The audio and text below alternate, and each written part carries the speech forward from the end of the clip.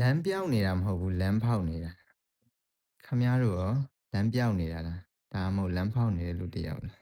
လမ်းတော့မပြောက်စေနဲ့ကိုလူကြီး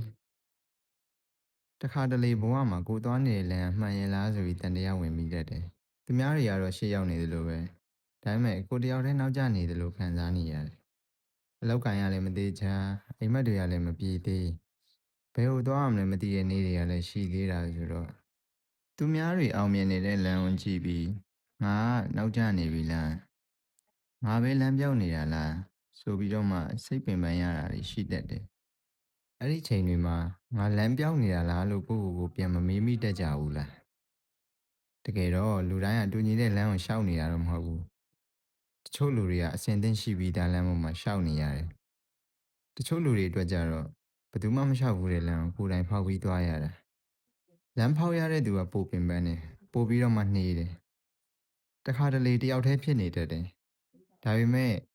ကိုဖောက်ထားတဲ့လမ်းကတနေ့ကျရင်ကိုယ့်ရဲ့လမ်းဖြစ်လာမှာ။ဒါကြောင့်အခုချိန်မှာမတိချာသေးရင်တော့မှကိုယ့်ကိုယ်အားမလျှော့လိုက်ကြပါနဲ့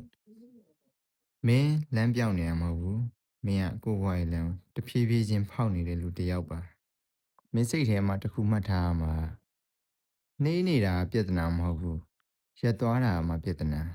။မင်းအခုကြုံနေရတဲ့ခက်ခဲမှုတွေက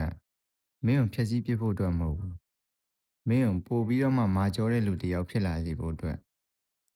လမ်းမရှိသေးရင်ကြောက်မနေပါနဲ့ကိုယ်တိုင်လမ်းဖောက်နိုင်တဲ့လူတွေကပဲနောက်ဆုံးမှထူးခြားသွားတာ